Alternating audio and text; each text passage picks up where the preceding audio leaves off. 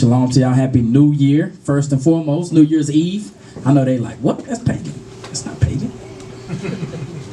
We have a new year too, and this is it. We are in it. We are in the midst of it, about to happen, and sundown tonight, it will be the new year. How do we know? We're going to talk today about the question I got, it was last week, was how do we know that we keeping the Sabbath? Right? How do we know that today ain't really Wednesday or Tuesday or something? Like, how do we know that we really keeping the Sabbath? The thing we have to be able to identify, what's a week? What's a month?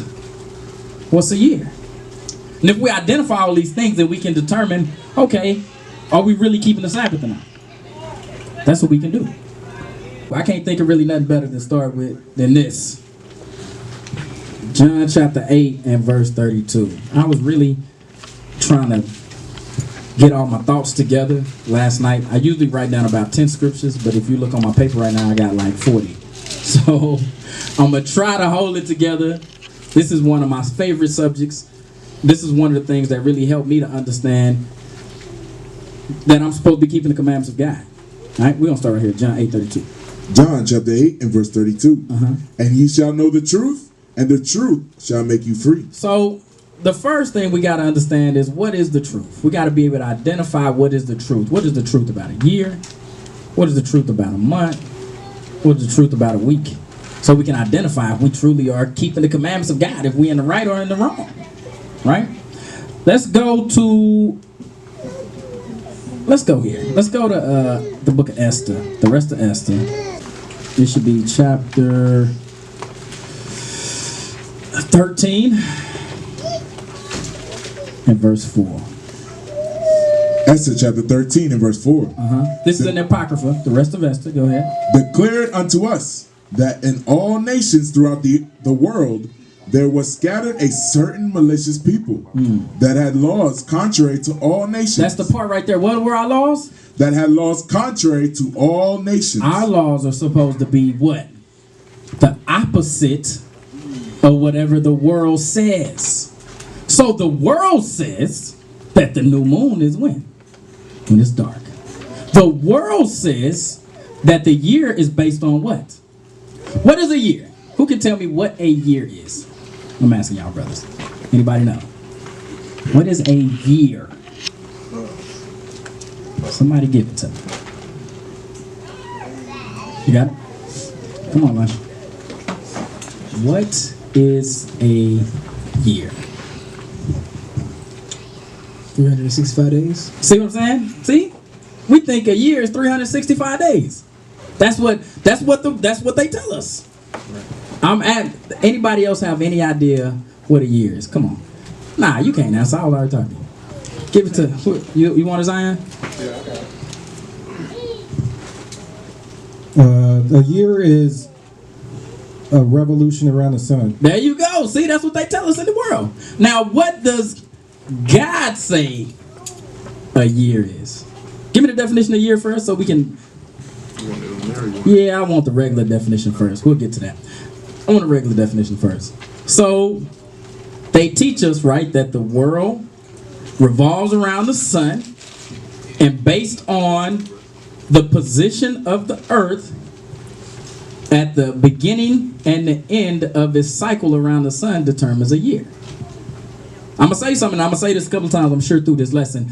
Time is position. It's going to all make sense. Just trust me. Time is position, and position is time. For you nautical people on this side of the room or on that side of the room, you should definitely understand what I'm saying. Time is position, and position is time. Give it to me. A year, definition A. It says the period of about 365 and a fourth solar days required for one revolution of the earth around the sun. So what they teach us is that the earth revolves around the sun. Now we're going to go through the scriptures and see if that's true. Right? Let's see if the earth revolves around the sun. Let's start at, give me Psalms chapter 93 and verse 1. Does the earth revolve around the sun? Let's see what God says. Psalms 93, verse 1. Psalm chapter 93 and verse 1. The Lord reigneth, he is clothed with majesty. The Lord is clothed with strength, wherewith he hath girded himself. The world also is established. The world is what? The world also established. Okay. That it cannot be moved. That it won't? That it cannot be moved. So the Bible say that the world is not moving. All right. Let's go to Joshua chapter 10. There's plenty of other scriptures in there. I went to that one, but it's a lot of other scriptures you can go to that tell you that the world is not moving. That is stationary. So what is moving?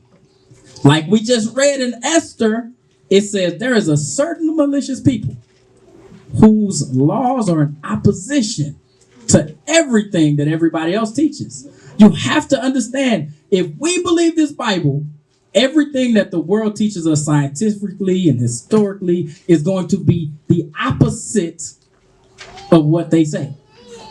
Come on. We're going to start 10 and verse 12. Joshua chapter 10 and verse 12. Then spake Joshua to the Lord. So Joshua speaking to the Lord. Let's see what he said. In the day when the Lord delivered up the Amorites before the children of Israel. So they out there fighting. Go ahead. And he said in the sight of Israel, Son, stand thou still. He told the son to do what? Son, stand thou still. If the son was the one that was stationary, why wouldn't Joshua say to the Lord, tell the earth to stop rotating around the sun? He said, Son, stand still. Go ahead. Upon Gibeon. And thou moon. And moon, go ahead. In the valley of Elion. So he told the moon, you stay over there in the valley where you can't be seen. Sun, you stay in position so we have light to fight. I want to 13. And the sun stood still. And the sun did what? And the sun stood still. If the Lord is the Lord and the Bible is accurate, and the Lord said that the sun stood still, that will mean what? It's normally what? Moving. But he made it stand still for Israel because we was at war that day. We needed the light to conquer the Amorites or whatever we was dealing. You finished 13? Go ahead. And the moon stayed until the people had avenged themselves upon their enemies. So these elements, the sun and the moon, stayed in position until what? We finished fighting. Then they moved. A little bit more. Go ahead. Is not this written in the book of Jasher? So the sun stood still in the midst of heaven. So the sun stood still. And hasted not to go down about a whole day. Dang.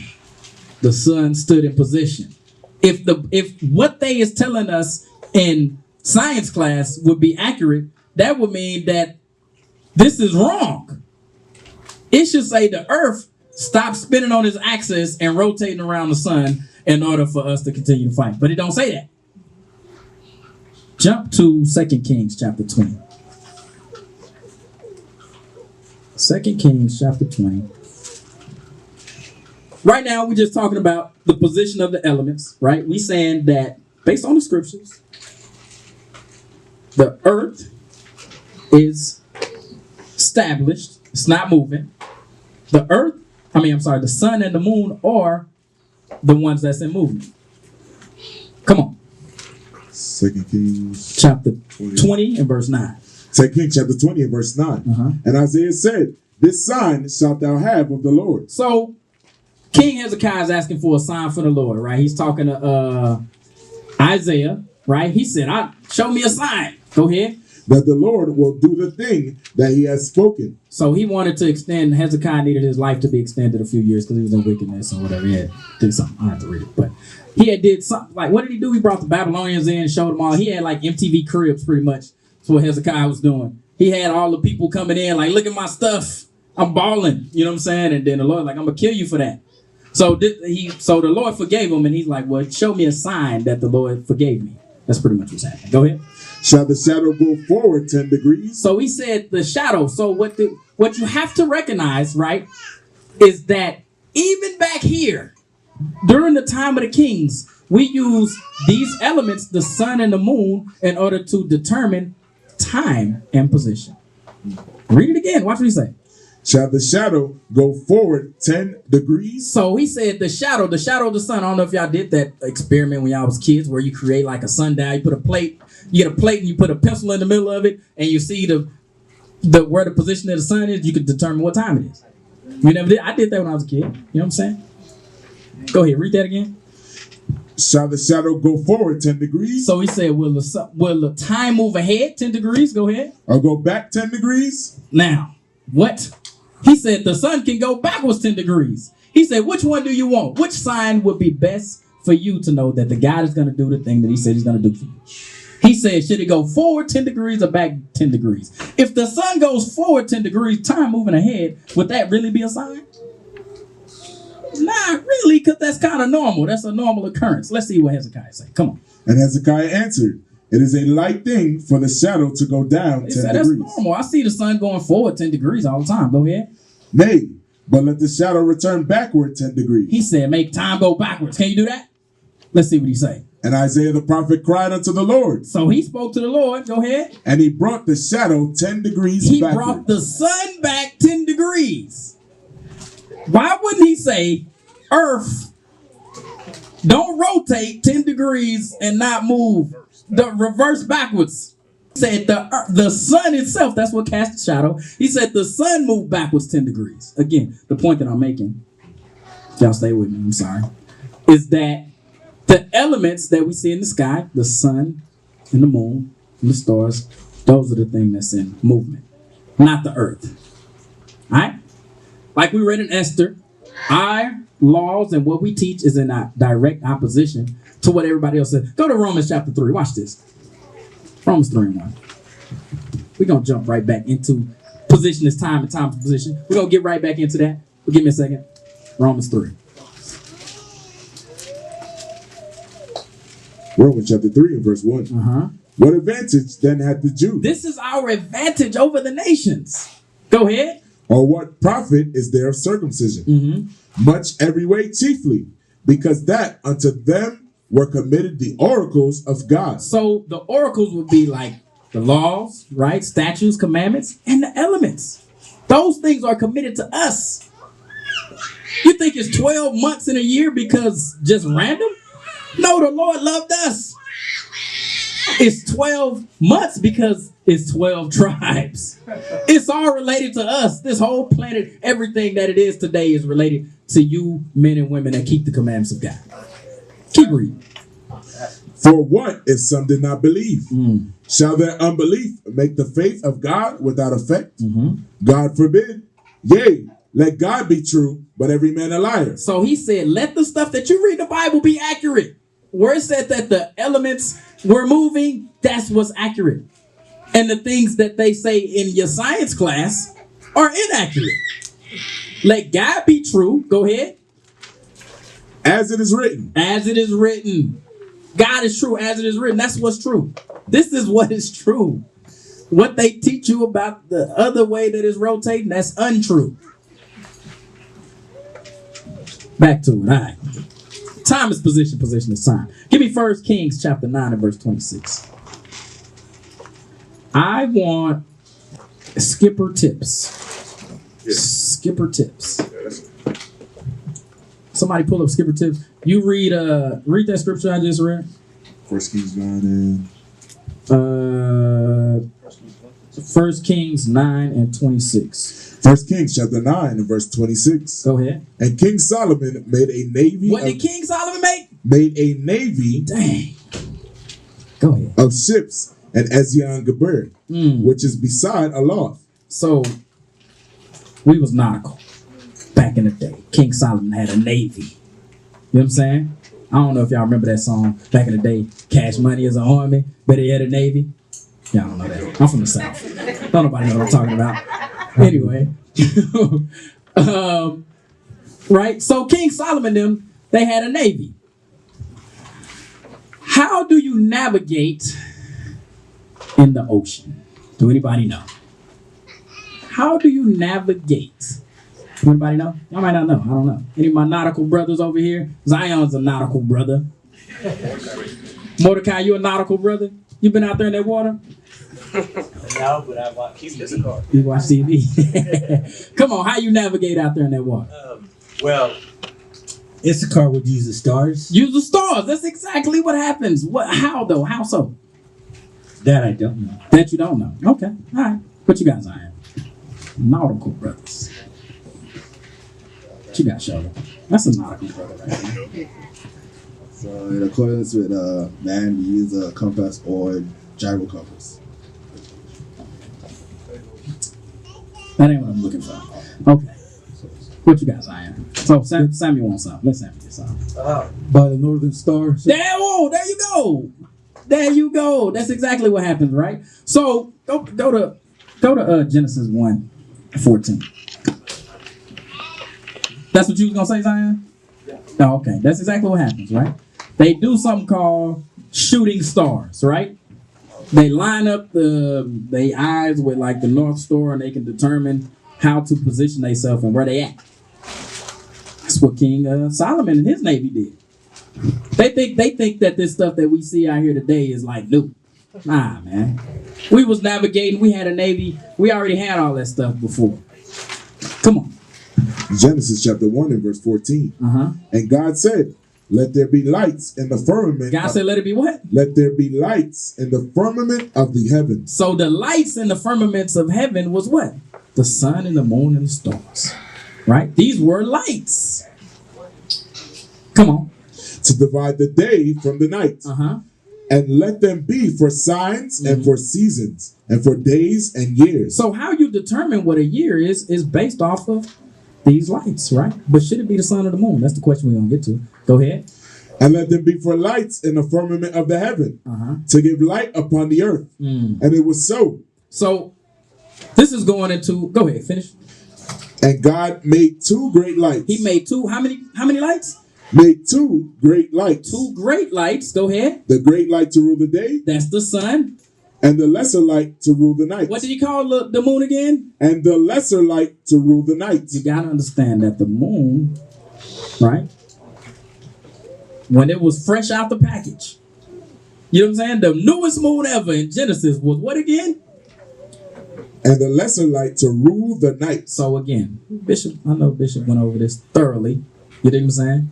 But he tells you right here that the moon was a light, right? Go ahead. Keep going. He made the stars also. He made the stars also. So you got to understand, when you out there in the middle of that water, right, what happens is some stars are brighter than other stars. The North Star is what they use to navigate. Time is position and position is time. I want where it says, hold on.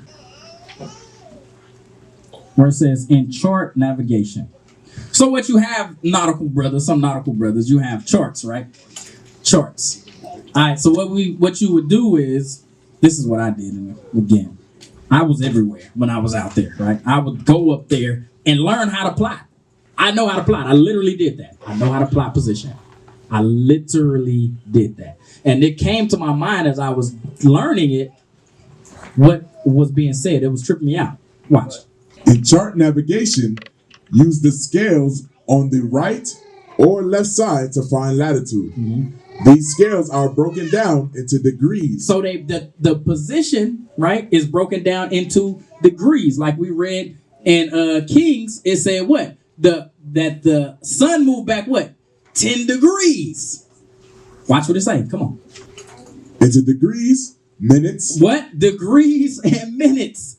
Time is position. Degrees is minutes. Go ahead. And tenths of a minute. And tenths of a minute. Go ahead. Or degrees, minutes, and seconds. 1 degree of latitude equals 60 minutes. Dang. 1 minute of latitude equals 60 seconds. You gotta understand, when you're looking at these time zones that we live in a Western time zone. That is directly what? Related to your position.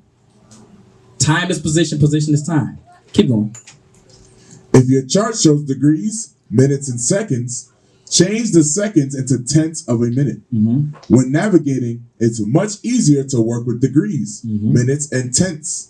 To do this, divide the number of seconds by 6. Follow these two examples. That's all I want. So this thing, I thought this thing was heavy because it was showing you how, when you go out there, how you plot your position. You have to understand based on the latitude and the longitude what position you are, and then you break it down into minutes and seconds. Some of you nautical brothers might know. You go down there and then they say, well, what's Zulu time? But y'all say it, you know what I'm saying, and never think about what you actually saying. I know some of that might go up some of y'all here, but it's okay. Nautical brothers know what I'm talking about. Let's go back. Go back to 2 Kings chapter 8 and verse 20. So like we see, King Solomon had a military. He had a navy, right? They used nautical navigation, right? And based on how they wanted to move through the water, they had to triangulate their position. And they did that through the North Star. We were the originators of this stuff. That's the first point that I wanted y'all to understand. Solomon and them was doing this with time and position, Navy stuff, nautical stuff. We was doing all of this before the other nations. So when you look at a calendar and a month, you have to understand the Bible is our foundation, and what that says is what we should do. It's going to be two opposing thoughts, though. You know what I'm saying? You got what the world says you should do, and when that's a year, and then we have to understand what God says a year is. And then we have to still be able to operate in both of those platforms. Go ahead. 2 Kings chapter 8 and verse 20. Here, John. In his days, Edom revolted from under the hand of Judah. So in his day, so this is Joram, the king, right? Go ahead, read that again. In his days, Edom revolted from under the hand of Judah. So, this is the question. What year, because they say these nautical and different things, different advances in history are based off what Edom has done. But we read right here, read that again.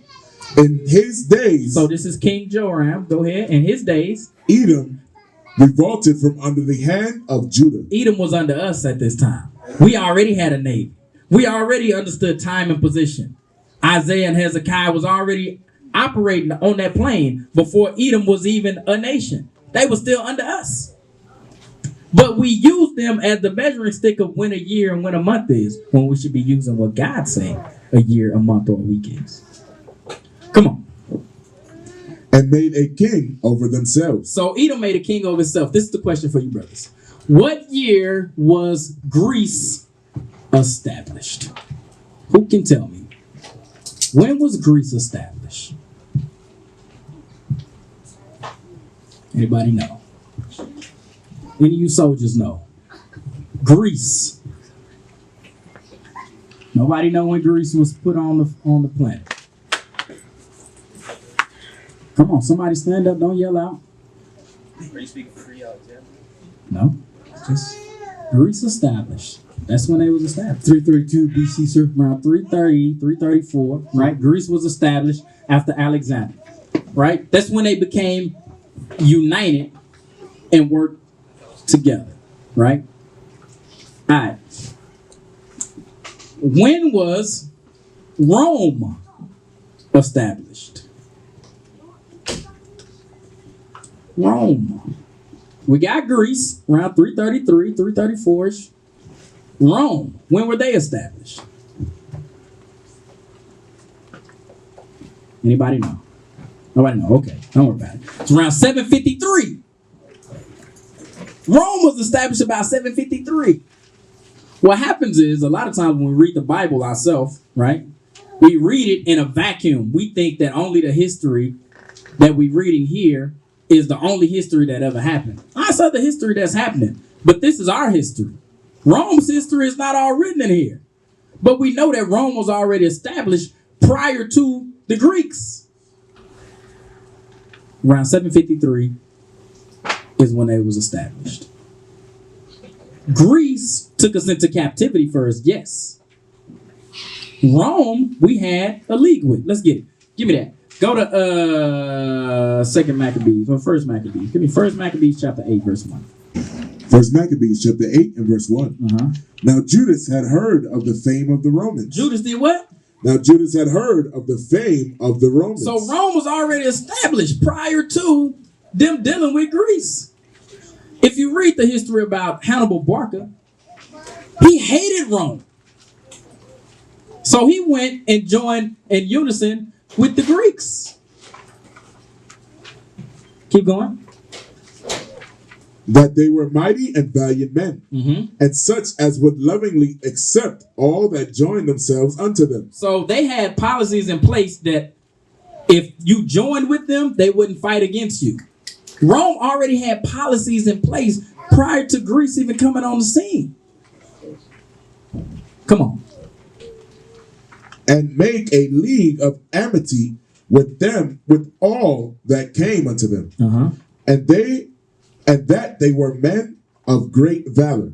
It was told him also of their wars and noble acts, which they had done amongst the Galatians. So they already had wars, right?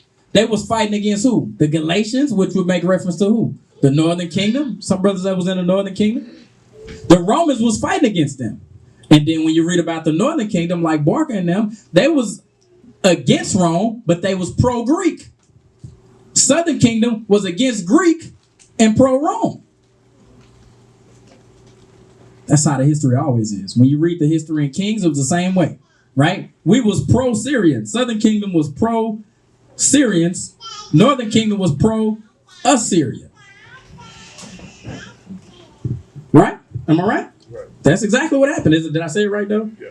Yeah, because the Syrians went in and defeated the Northern Kingdom, right? So we sent them over there. The Southern Kingdom was like, we don't like them, send them over there. Y'all go fight the Northern Kingdom. It's the same thing happening here. We sided with Rome. The Northern Kingdom sided with Greece. Keep going. And how they had conquered them and brought them under tribute. And what they had done in the country of Spain for the winning of the mines of the silver and gold, which is there. And that by their policy and patience, they had conquered all that place, though it were very far from them. So though this place was far from them, Rome was able still to conquer them through their policies. Rome was already established. Come on. And the kings also that came against them from the uttermost part of the earth, till they had discomfited them and given them a great overthrow, so that the rest they give them tribute every year. Besides this, how they had discomfited in battle Philip. There you go. Philip was Alexander's father. The Romans was already established. They was fighting against Philip's father. Against Alexander's father. I'm sorry. Against Alexander's father. Read that again. Besides this, how they had discomfited in battle Philip and Perseus, king of the Sidonians, with others that lift up themselves against them and had overcome them. They had overcame Greece. They were like, Greece, y'all can't mess with us, man. Rome was already established. You got to understand that. A lot of times when we read in history, we think, we read the Greek history, then we read the Greek captivity, then we read the Roman captivity, and we make it like, well, Rome never existed before they put us in captivity. Now they had been around hundreds of years before that. That's the point I'm trying to make. Last one. Go ahead. How also Antiochus, the great king of Asia, that came against them in battle, having 120 elephants with horsemen and chariots, and a very great army, was discomfited by them. So that's about 175 BC, right? Antiochus in them. That's around 175 BC. Keep going. And how they took him alive and covenanted that he and such as reigned after him should pay great tribute and give hostages and that which was agreed upon. They said, look, y'all got to give us some money and some hostages or it's curtains for Antiochus. When you read the beginning of First Maccabees, it tell you that Antiochus was a prisoner. Prisoner to Rome. How's he going to be a prisoner to Rome if Rome wasn't already in existence? They was already around before Greece. What does this have to do with a year and a month and a week? It does, I promise you. It's going to all connect. I'm going to bring it all together. All right. Where I want to go next? Where are my notes at? Hold on. Let me stick on my notes. Now, we're going to John chapter 11 and verse 47. So we see that Rome was already established. Rome was already established. When did Christ walk the earth? What year was it? Anybody know? Was it 30 AD? Around 30 AD, right? No. I mean, around. Yeah, he was born around 0, right? No. Around 30? Around 30. Okay, around 30. Born around 30. All right, let's go to this. Go to Revelation chapter 19, verse 16. We're going to come right back. You got to understand, prior to Christ living, right, how they would measure time and years would be based off of the king, right? Whatever king was in power, it would be year 15 of King Perseus of something. I don't know. You know what I'm saying? That's how they would measure time based off of the king, right? Give me that. Revelation 19, 16. Revelation chapter 19 and verse 16. And he had on his vesture and on his thigh a name written, King of Kings. King of Kings. Why would he be called King of Kings? Because now the whole shift of the time scale is shifted to Christ. That's what's happening. When they say King of Kings, it's saying all time is now dictated on the year that Christ came. That's what it's saying. Y'all follow me? So it's no more year 15 of King Alexander or something. You know what I'm saying? It's now we at 2016 after the death of Christ. Because he is significant to everything that's happening forward as far as time. Jump back to John chapter 11:47. I'm sorry. John chapter 11 and verse 47. Then gathered the chief priests and the Pharisees a council and said, What do we? For this man doth many miracles. If we let him thus alone, all men will believe on him. And the Romans and shall, who? And the Romans. And the Romans. And the Romans. Go ahead. Shall come and take away both our place and nation. So, at this time, when Christ is walking the scene, Rome is in charge. We are beneath Rome, right? What is that? Deuteronomy 28? Give me that right quick. Start at 43. Watch this now. Deuteronomy chapter 28 and verse 43. The stranger that is within thee. The stranger which was in thee. When we just read before during the time of Solomon and Joram, who was within us? Who was in subjection to us? Esau, right? Edom. They was in subjection to us. The stranger that is within us, go ahead. Shall get up above thee very high. Now they gonna set the course of time. That's what happened. When they broke off, right? Rome was established around 753, that time that we was reading about Joram. That was around 840 something, right? That was around 8 something. So like 100 years later, they established Rome. Greece broke off from Rome around 330, whatever, and they was fighting and all of that. So the strangers that was within us during the time of King Solomon and them, they got up above us. And now we were reading John 11:47. What does it say? Rome can come take our land away. Well, how does that happen? Because they got up above us according to the curses. Because we weren't keeping the commandments of God. What does this have to do with time? Got a lot to do with time.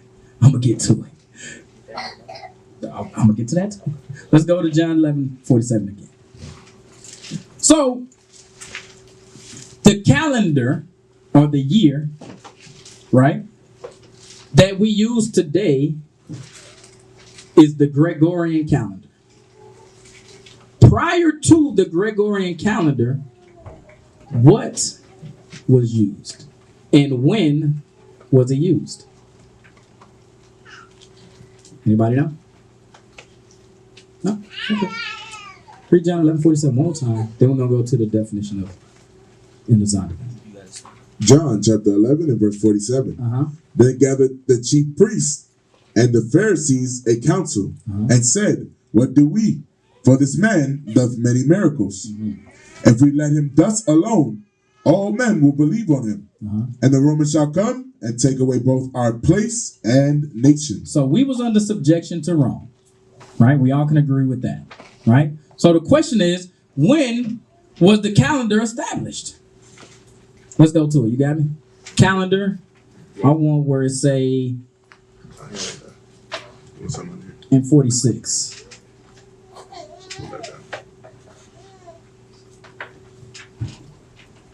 Zondervan's Pictorial Bible Dictionary definition of year says in 46 BC, a great advance over contemporary calendars was made by Julius Caesar, whose calendar year contained 365 and a quarter days. How many?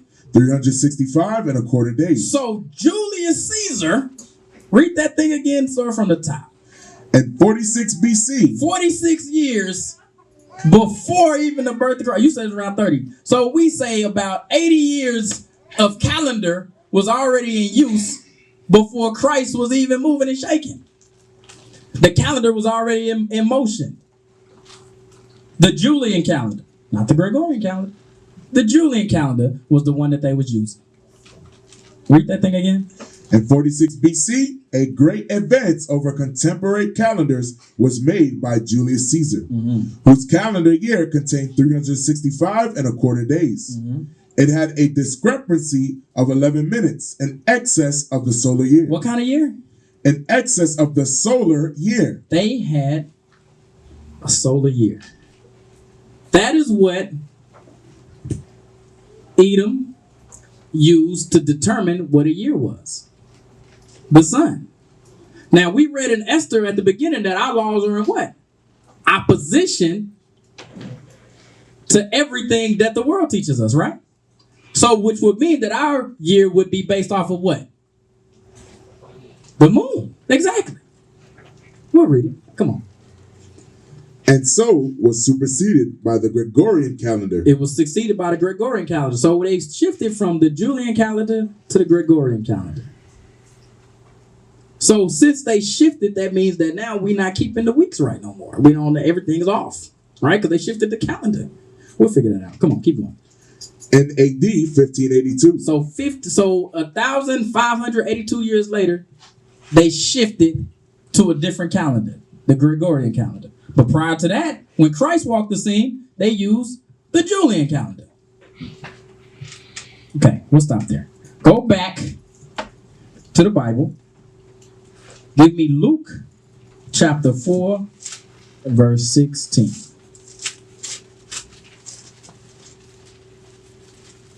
Luke chapter 4 and verse 16. And he came to Nazareth, where he had been brought up. And as his custom was, is what Christ did. His customs, go ahead. He went into the synagogue on the Sabbath day. On what day? On the Sabbath day. So Christ kept the Sabbath. The calendar was already in place. So he could look at the time and say, well, the calendar say the day of the Sabbath, therefore I'm going to go into the synagogue. Go ahead. And stood up for to read. Jump to Matthew chapter 28, verse 1.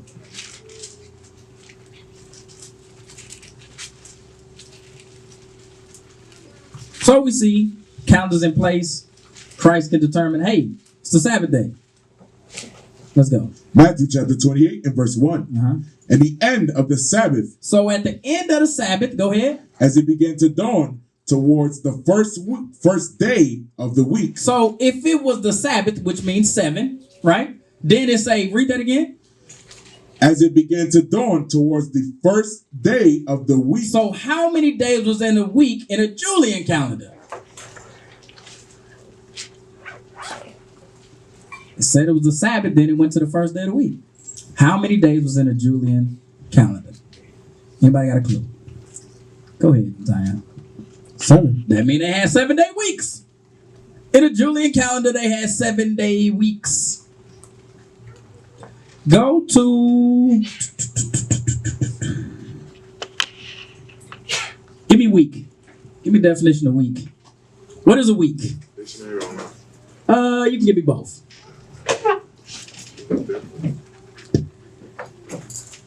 The question is, how do we know that since they shifted from the Julian calendar to the Gregorian calendar, how do we know if we even really keeping the Sabbath holy? How do we know when a year is, when a month is? How do we determine any of this stuff? Come on. Week. Any of a series of 7-day cycles. So it's a 7-day cycle. Okay. Used in various calendars. It's used in various calendars. They use the Julian calendar, Gregorian calendar, all type of calendars. They had 7-day weeks. Especially a 7-day cycle beginning on Sunday and ending on Saturday. Dang. That's the regular dictionary. It tell you to start on Sunday and end on Saturday. Now we're going to get it out of the Bible dictionary. Let's see what that say. Zondervan's Pictorial Bible Dictionary, definition of week. Constituted special and significant periodicity units for the chosen people. Who determined the what? No, this was for who? For the chosen people. The chosen people is us. Read that thing again. Constituted special and significant periodicity units for the chosen people. The 7-day week is of Semitic origin. The what? The 7-day week is what? The 7-day week is of Semitic origin. That's us. That thing, the 7-day cycle was independent of a year. The 7-day cycle was independent of a month. Keep reading. The 7-day week is of Semitic origin, but reckoned from various reference points. The Babylonians and the who? The Babylonians. The Babylonians and Assyrians bound their weeks to the lunar cycle. So you have to understand, if you're saying that your week starts based off of the moon, what is that? A Babylonian custom. We read the scriptures and it say that our laws are supposed to be in opposition to what everybody else says. That's a Babylonian custom to base your weeks off of the moon. So any Israelite camps out there that's doing that, I hope y'all hear me. Read that part one more time. The Babylonians and Assyrians bound their weeks to the lunar cycle. So we never bound our weeks to the lunar cycle. Our weeks were independent of the moon or the sun. Start at 14. Start at verse 1. Genesis chapter 1 and verse 1. In the beginning, God created the heaven and the earth. And the earth was without form and void. Jump down to verse 4. Verse 4. And God saw the light, that it was good, and divided the light from the darkness. And God called the light day, and the darkness he called night. So he called the light day and the darkness night. Go ahead. And the evening and the morning were the first day. So the first day of the week, was it determined off of the sun and the moon? Is the sun and moon created yet? No. Let's jump to verse 14. Genesis chapter 1 and verse 14. Yes. And God said, let there be lights in the firmament of the heaven to divide the day from the night. And let them be for signs and for seasons and for days and years. So you use these things to determine days and years. Go ahead. And let them be for lights in the firmament of the heaven to give light upon the earth. And it was so. And God made two great lights, the great light to rule the day and the lesser light to rule the night. Again, the lesser light was the moon, right? Go ahead. He made the stars also. And God set them in the firmament of the heaven to give light upon the earth and to rule over the day and over the night and to divide the light from the darkness. And God saw that it was good. Keep going. And the evening and the morning were the fourth day. So we see that the sun and the moon was not created until the fourth day. So the 7-day cycle is independent of the month or the year. The 7-day cycle stands alone. Go to 2nd Ezra. Chapter 6. 45, yep. Verse 45. Upon the fourth day, thou commandest that the sun should shine. The guy, when he created the first sun and the first moon, he created the sun to do what? That the sun should shine. And the moon give her light. What did the moon do on the first day that he created? The newest moon ever? What did it do? And the moon give her light. Okay. And the stars should be in order. Like we said before, the stars are in order also, right? The North Star is brighter than the rest of the stars. They use that to navigate and calculate position and time. Let's go back. Let's go back to Christ. So Christ was keeping the Sabbath. The 7-day cycle was independent of the year or the month. Read Matthew 28, verse 1 again. So we can, no, read Luke 4:16. No. Give me Mark 15:42. Mark 15:42. Mark chapter 15 and verse 42. Uh-huh. And now, when the even was come, because it was the preparation that is the day before the Sabbath. So we see the prep day, which we call Friday today, right? They had a 7-day cycle. The prep day, then the Sabbath day, then the first day. Go ahead. Joseph of Arimathea, an honorable counselor, which also waited for the kingdom of God, That's all I came. wanted. That's all I wanted. Jump to Mark chapter 6, verse 2. Just to see that they had the prep day, the 7th day, then it went back to the first day to show that it was a 7-day cycle. Mark chapter 6 and verse 2. Uh-huh. And when the Sabbath day was come, he began to teach in the synagogue. What did Christ do? He began to teach in the synagogue. So Christ kept the Sabbath day holy, which was the 7-day week, and they used the Julian calendar at that time. Hebrews chapter 4, verse 1. Hebrews chapter 4 and verse 1. Let us therefore fear, lest a promise being left us of entering into his rest, any of you should seem to come short of it. So this is the question you have to ask yourself. If Christ was perfect, right? That's what we say, is without sin, right?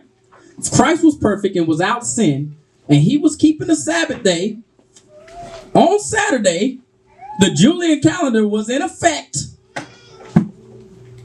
If he was keeping it with the Julian calendar in effect on the wrong day, do you think he would have said something? Do you think Christ and the Most High didn't know that the Julian calendar was existing? Do you think that Christ and the Most High didn't know the Gregorian calendar was going to be existing? Was that above their strength? Let's see, come on. Verse 2. For unto us was the gospel preached, as well as unto thee. But the word preached did not profit them, not being mixed with faith in them that heard it. Because we tend to think that the Julian or the Gregorian calendar is beyond the reach of the Most High. Come on. For we, which have believed, do enter into rest, as he said. So if we truly believe, because the thing you got to recognize, right? When people give you these questions sometimes, like how you know you actually keeping the Sabbath day, it ain't no way you can really pull them out of that belief. Like they gone. Just let them go. All right, well, that's what you believe. Hey, you know what I'm saying? We'll keep the Sabbath on Tuesday if that's what you think it is. Good luck. You know what I'm saying? Come on. As I have sworn in my wrath, if they shall enter into my rest, although the works were finished from the foundation of the world. For he spake in a certain place of the 7th day. He spake what? He spake in a certain place of the 7th day on this wise. And God did rest the 7th day. God did rest the 7th day. So we know that Christ was without sin, and he chose to rest on the Sabbath day. The Julian calendar in existence, he could have stopped and said, hey, the Julian calendar, make sure y'all don't observe that. Y'all don't look at that. No, the thing was already in effect. He didn't stop and say, hey, make sure based off of the current situation that y'all switch to this. Let's see. Go ahead. From all his works. And in this place again, if they shall enter into my rest. Seeing therefore it remaineth. Seeing what? Seeing therefore it remaineth. So he said the fact that the Julian calendar was in existence and what? Read that part again. Seeing therefore it remaineth. The 7th day was still in effect. It was no confusion, even though the Julian calendar was in existence, because the 7-day cycle was independent of the year. Keep going. That some must enter therein. And they to whom it was first preached enter not in because of unbelief. So the reason why some people won't enter in and they'll ask questions like, well, how you know the Sabbath is really the Sabbath? Well, we know based on the fact that the calendar was in existence when Christ was around and he kept the Sabbath day and he was able to look at the Julian calendar and know that it was there, we can say what still remains. Based on the fact that we don't just read the Bible and parakeet, we actually look at the historical aspects of it and we can determine, okay, this is why we saying that today is actually the Sabbath day. This is why we saying that this is the new year. This is the new month. We're going to look at the scriptures and then make decisions. Come on. Again, he limiteth a certain day, saying in David, today, after so long a time, as it is said, today, if ye will hear his voice, harden not your hearts. Here it comes. For if Jesus had given them rest. So when Jesus was walking around and the Julian calendar was in existence and he wanted to tell you and make sure you was keeping the rest of the Sabbath, go ahead. Then would he not afterward, After he had went into the synagogue and the calendar was in existence, go ahead, have spoken of another day? he would have said, this is wrong. The calendar that y'all see today is wrong. It's off. He would have said it. But he didn't. Read that part one more time. For if Jesus had given them rest, then would he not afterward have spoken of another day? Go ahead. There remaineth therefore a rest to the people of God. So based on the fact that when Christ walked the earth and the calendar was already in existence, he said the Sabbath remains. Just because they was worshiping the sun and they had their calendar based off of sun worship, just because they had that, it didn't affect the 7-day cycle. It's independent. A week is independent of a year and a month. Those things are related to the position of the sun and the moon. But the 7-day cycle is specific to Hebrew heritage, to Semitic heritage, is what it said. Keep going. For he that is entered into his rest, he also had ceased from his own works. That's it. That's all I want. That's all I want. Let's jump to Exodus chapter 31 and verse 12. Exodus chapter 31 and verse 12. Hold on, let me get there. Give me a second. Exodus 31 and 12. We have to be able to identify is the reach of the Most High not long enough to get into what calendar and what day of the week it should be. We think he don't know that? Oh, this is a surprise to him. Oh, Gregorian calendar. I'm confused now. I don't know what to tell y'all. No. Come on. Exodus chapter 31 and verse 12. And the Lord spake unto Moses, saying, Speak thou also unto the children of Israel, saying, Verily, my Sabbaths ye shall keep, for it is a sign between me and you throughout your generations, that ye may know that I am the Lord, that doth sanctify you. Ye shall keep the Sabbath, therefore, for it is holy unto you. Everyone that defileth it shall surely be put to death. For whosoever doth any work therein, that soul shall be cut off from amongst his people. 6 days may work be done, but in the 7th is the Sabbath of rest, holy to the Lord. Whosoever doth any work in the Sabbath day, he shall surely be put to death. So you got to understand how serious the Most High was about the Sabbath. He was serious about that thing.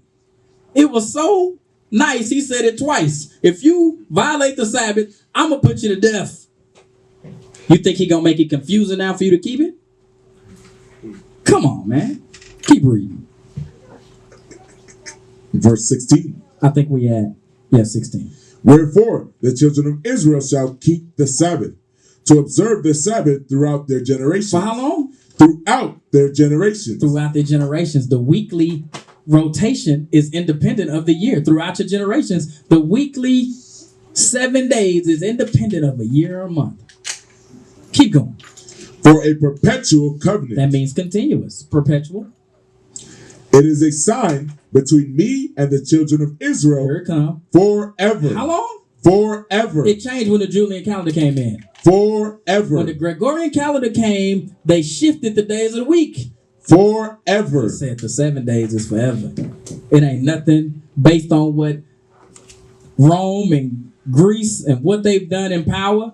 Regardless, the 7-day rotation will remain forever. Forever, ever. Let's go to Daniel chapter 7, verse 25.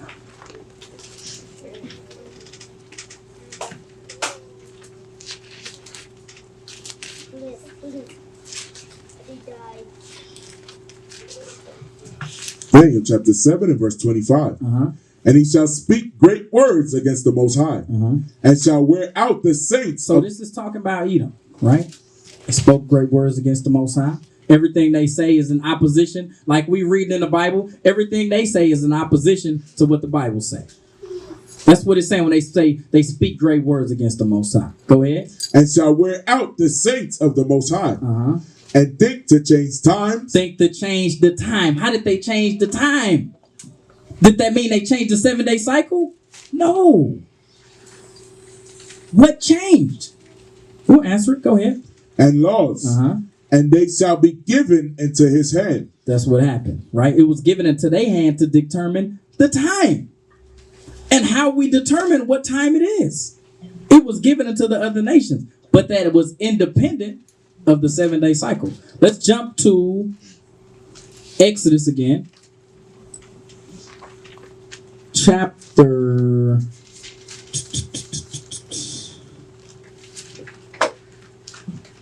13, verse 4. Nah, that ain't what I want. It must be 12. 12 and 4. Nope, I want 1. Exodus 12 and 1. Yes. Exodus chapter 12 and verse 1. And the Lord spake unto Moses and Aaron in the land of Egypt, saying, This month shall be unto you the beginning of months. So this is your new year. This month is the beginning of months. This is your new year. Go ahead. It shall be the first month of the year to you. Speak ye unto the congregation of Israel. Where does it say Abib at? 13. 13. Go over there. Is that where it's at? 13 and 4? Give me that. Exodus chapter 13 and verse 4. This day came ye out in the month of Abib. The month of Abib. So that's telling you that the month of Abib was the first month of the year to us. Now, why is the Julian calendar 365 days? Right? 12 months. Right? Which is accurate. Why? Why is that happening? Let's jump to Wisdom of Solomon. So we see right here that the Lord said, based off of month. Give me the definition of month. This is the first month to us. Give me the definition of month right quick after Zondervan. We're going to get out the Zondervan. I got it right here. You looking back there? You want it? It's right here. You want out the Zondervan? Yeah. Oh. You can give it to me over there too. You can give me the regular month too. Give me both. Month. Definition 1. It says, a measure of time corresponding nearly to the period of the moon's revolution. So a month is determined off the moon's changing. Right? From dark to light to dark. Right? That's how you determine a month. And amounting approximately 4 weeks or 30 days. This amount approximately 4 weeks or 30 days. This is approximate. Why? Because sometimes the moon shift early. Sometimes the moon shift sooner or later. Let's go back. Give me the Zondervan month. Where you want to start? From the At the top, yeah. This is after Zondervan. It says Bible months, dictionary. Okay. in effect, is a synonym for moon. So synonym means the same thing, right? Month is a synonym for moon. Ancient people seemingly universally worship the moon and measure time by it. What do we do with the moon? And measure time by it. We measured our months. We can determine our months of it. We know that the sun is how we determine minutes and seconds and hours. Go ahead. Probably because of its conspicuousness and regular occurrence. What does conspicuousness mean? It's clearly able to be seen. Sorry. It's clearly able to be seen. That's what conspicuousness means. Because it was clearly able to be seen. You could clearly identify it and say, oh, it's this week. It's this day of the week. Go ahead. The Arabic word for moon means the measurer. And the Egyptian moon god, Thoth, was the god of measure. Even apostate Jews at times worshiped the moon along with other heavenly bodies. Here we go. Moon was synonymous with month in common parlance in Moses' day. Later, when the responsibility of making the calendar was... Dang, so Moses them had a calendar all the way back there. But we used what to determine how many months it was? The moon. They use the sun. We're going to see it. Give me Wisdom of Solomon. All right, come on. Wisdom of Solomon, chapter 18 and verse 1. Okay. Nevertheless, thy saints had a very great light, whose voice they hearing and not seeing their shape, because they also had not suffered the same things, they counted them happy. So this is going to us coming out of the land of Egypt, right? Go ahead. But for that they did not hurt them now, of whom they had been wrong before. They thanked them and besought them pardon. So the other nations that was following us, we was thanking them and asking God to pardon these nations that was following us. The Edomites that we read about in 1 Kings, where it say that they was under our control. We asked the Lord to pardon them. Go ahead. For that they had been enemies. They had been our enemies. Go ahead. Instead whereof thou gavest them a burning pillar of fire. What did the Lord give them instead of giving them pardon? Go ahead. Instead whereof thou gavest them a burning pillar of fire. He gave them the sun to worship. Come on. Both to be a guide of the unknown journey. What do they use the sun for? Both to be a guide. That's their guide. That's how they determine when a year is. They use the sun. But we as Israelites should be in opposition of that. That's what we read in Esther. Keep going. Of the unknown journey, and harmless sun to entertain them honorably. There you go. They use the sun to determine when they do things. Go back to year in the Zabud. Years in 46 BC, a great advance over contemporary calendars was made by Julius Caesar. So they thought they made a great advance, even though we already had been having calendars in 12 months. Go ahead. Whose calendar year contained 365 and a quarter days. It had a discrepancy of 11 minutes. It was wrong. It was wrong 11 minutes, what they determined. 11 minutes wrong from what is the question. It's going to tell you. Come on. In excess of the solar year. In excess of the solar year. So how do you think they determine what a solar year is? But the sun is solar. But I'm saying based on what, though? How do they determine it? We're going to see it. Come on. Yeah, we're going to get it. And so was superseded by the Gregorian calendar in 1582 AD, which was adopted by England in 1752. It has the infinitesimal error of gaining 1 day in 3,325 years. Josephus, here we go. Josephus said that Moses ordered that the year of holy days and religious festivals begin with Nisan. That's also a bib, right? But during the Babylonian time, it was called Nisan. It's the same month. Go ahead. The month in which the Exodus transpired. See that right there? Go ahead. Still the same time. But that he retained the old order of year. So he retained. So Josephus, he understood the old order of how a year should go, like we understand today. And he understood the new order of how the year should go, the same way we do today, right? When I say the old order, we're saying based on what God's laws say and based on what the world says. We have to understand both platforms in order to know how to move in this society. That's what Josephus, he had the same problem. He couldn't keep none of the high holy days if he was basing it off of their year. So he had to understand how to keep the high holy days based on what God said. And then whatever the world was doing as far as taxes or fiscal year or whatever it was, he had to understand how their year worked because they was under subjection to Rome. Keep going. For buying and selling. See, he used the old way, the old calendar, Moses' calendar, in order to determine when the high holy days was, when it was okay to buy and sell. Go ahead. and secular affairs. So in secular affairs, he said, well, he had to understand the Romans calendar in order to know when he had to pay his taxes. Go ahead. This observation has been confirmed by critical study and subsequent Jewish custom of keeping both a sacred and a civil year. That's what we're doing today. We know that the new year is starting tonight at sundown. But the world says that the new year started when? In January. But if we're not aware of both, if we're not aware of when the secular calendar is in play, if we're not aware of that, you don't pay your taxes on time, see what happens. You know what I'm saying? So you got to be aware of both. Go ahead. Feasts and fasts were intricately woven into the lunar solar cycle. What did we use? Intricately woven into the lunar solar sacred year. That's what we use. The lunar year, which would be based off the new moon. That's how we determine what a year was. But Julian calendar was based off the solar year.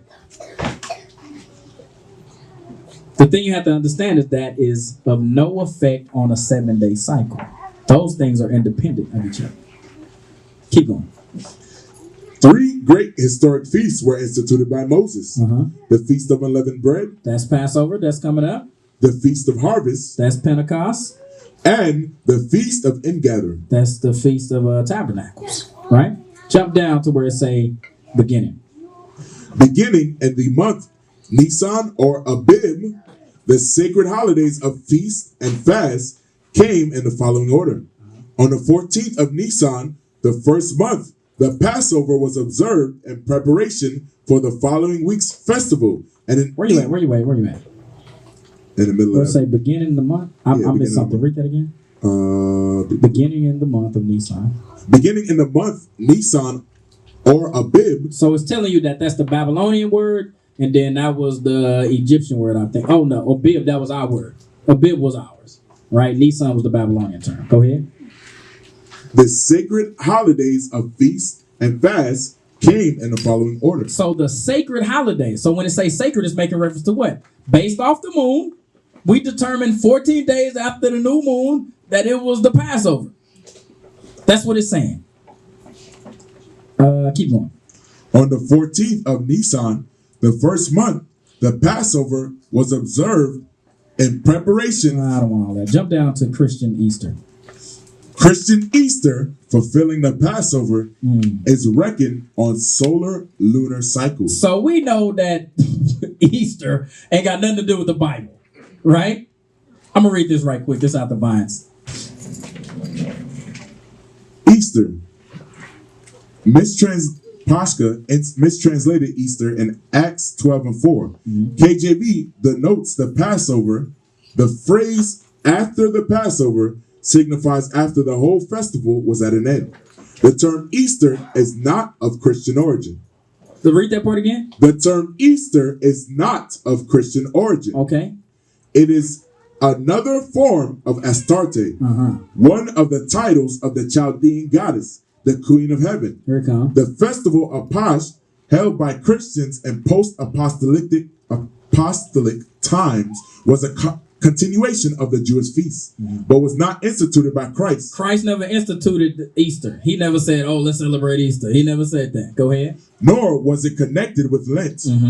From this Pasch, the pagan festival. The what? The pagan festival. It tell you right here, Easter was a pagan festival. Go ahead. Of Easter was quite distinct and was introduced into the apostate Western religion as part of the attempt to adapt pagan festivals to Christianity. That's why they created Easter. It was part of an attempt to adapt pagan festivals into Easter. What does that have to do with a calendar or a year? Everything. Got everything to do with a calendar or a year. We're going to get back to it. Come on. Go back to that Zondervan one more time. Start from Christian. Yep. Christian Easter, fulfilling the Passover, is reckoned on solar lunar cycles. They determine their feast days or their pagan days based off of what? The solar cycle. That's how they determine when Easter is. Read it again.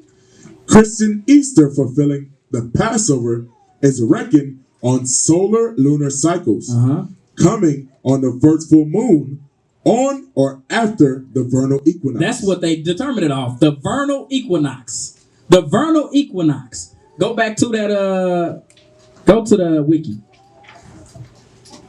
Which one? I want...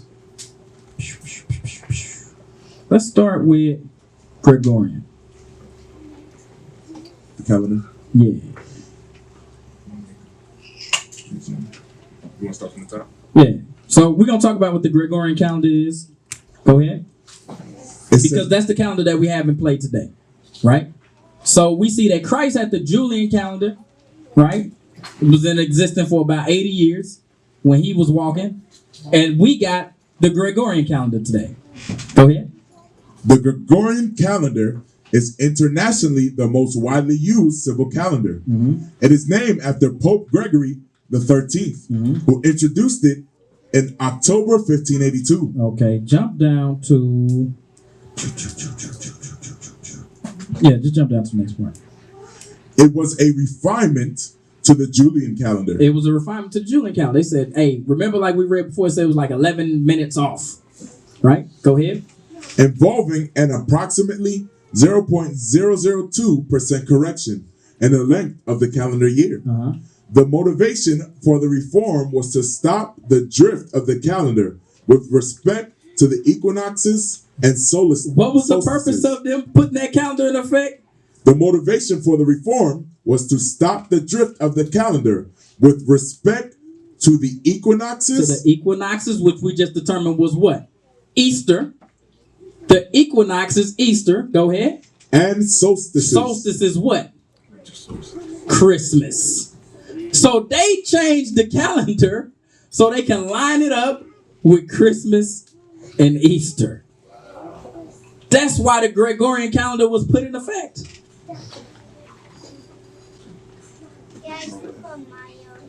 Just go back and then roll down to weeks. It should be like... There you go. Start at the top. In conjunction with the system of months, there is a system of weeks. A physical or electronic calendar provides conversion from a given date to the weekday and shows multiple dates for a given weekday and month. Calculating the day of the week is not very simple because of the irregularities in the Gregorian system. When the Gregorian calendar was adopted by each country, the weekly cycle continued uninterrupted. Read that part again. What happened with the weekly cycle?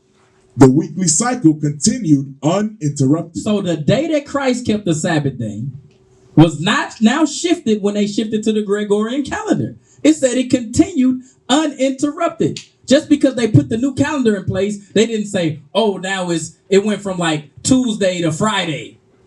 It continued uninterrupted. Watch, keep going. For example, in the case of the few countries that adopted the reformed calendar on the date proposed by Gregory the 13th for the calendar's adoption, Friday, October 15th, 1582, the preceding date was Thursday, October 4th. What happened? They put 10 days in place to correct the 11-minute offshoot that was happening with their equinox and their solstice, which was to celebrate Easter and Christmas, right? They just went from Thursday to Friday, even though they added 10 days to correct the offshoot.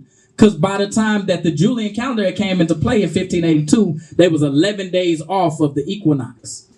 So they had to add 10 days to get back on schedule so they could worship the sun on the right day that they was worshiping. But did the 7 days switch? Give me that calendar. So y'all see the Thursday, October 4th. When they put the Gregorian calendar into play, it just went from Thursday to Friday. They didn't shift the weekly cycle now. They just added 10 days to line it up so they could worship on Easter, their pagan Easter holidays. So they could worship on Christmas. That's all they did. They never shifted the weekly cycle. That is independent of the moon and the year. Come on, let's go back. Daniel 7:25 again.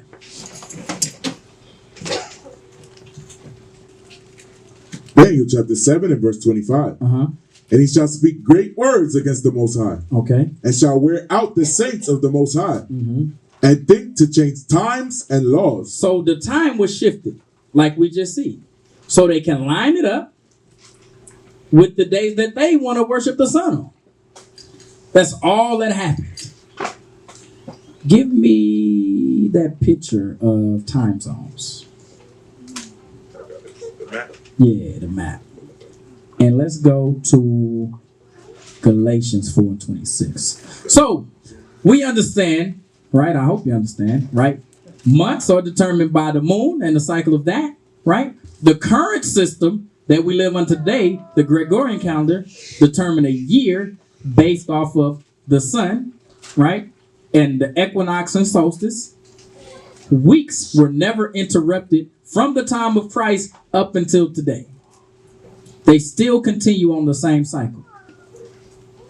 Now, this was important to me. Because it said, read that Daniel 7:25 again.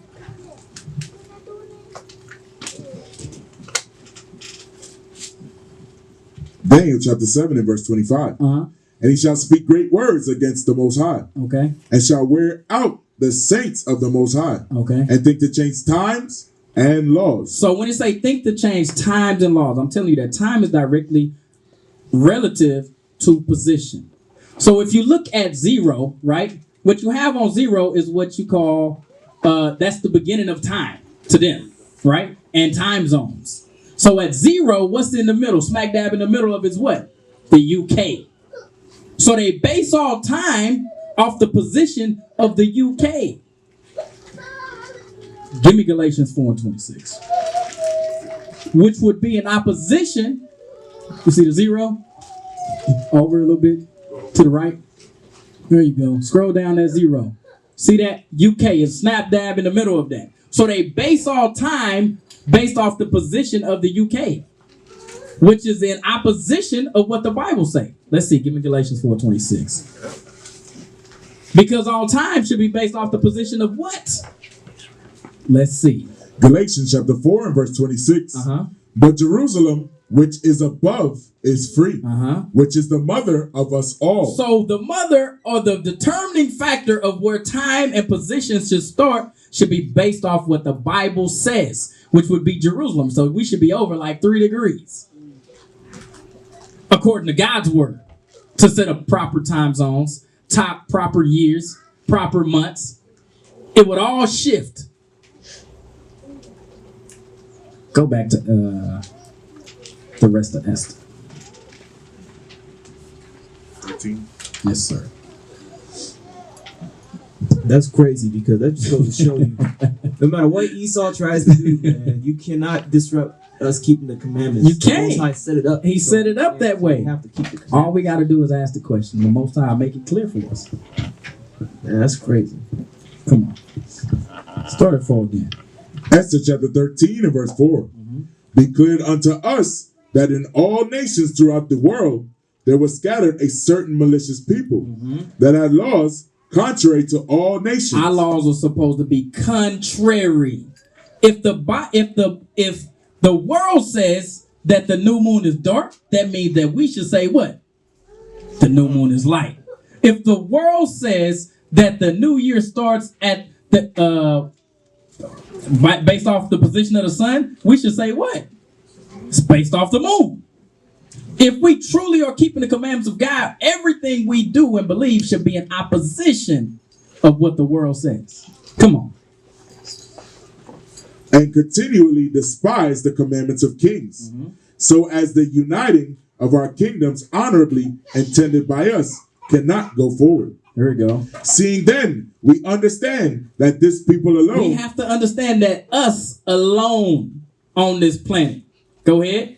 is continually Continually, forever. Come on.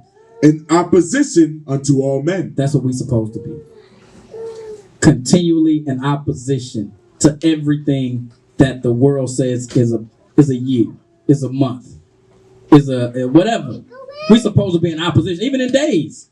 Right? They say the day started at the rising of the sun. We say it started when? At the moon. We got to be in opposition on everything. That's how the Lord set it up. The scripture say was that Sirach. Good is set against evil. We're supposed to be continuously set against them in everything that we do. We used to scream black power while Heron was pushed. But at the end of the day, nothing's in vain. IUIC has been given a vision. The tents of Judah has risen. Many has attempted the mission. Minor murmuring, omitting, and missing the mark. Just reading that he had the flame of fire in his eyes gave us the spark. We on Paul's mission. We out on the road. Purple and gold. From Mexico, Cuba, Haiti, Ghana, Sierra Leone. 144,000 boots banging, concrete crackling. These are our men repented at heart. The scriptures is proof. IUIC, we deliver the truth.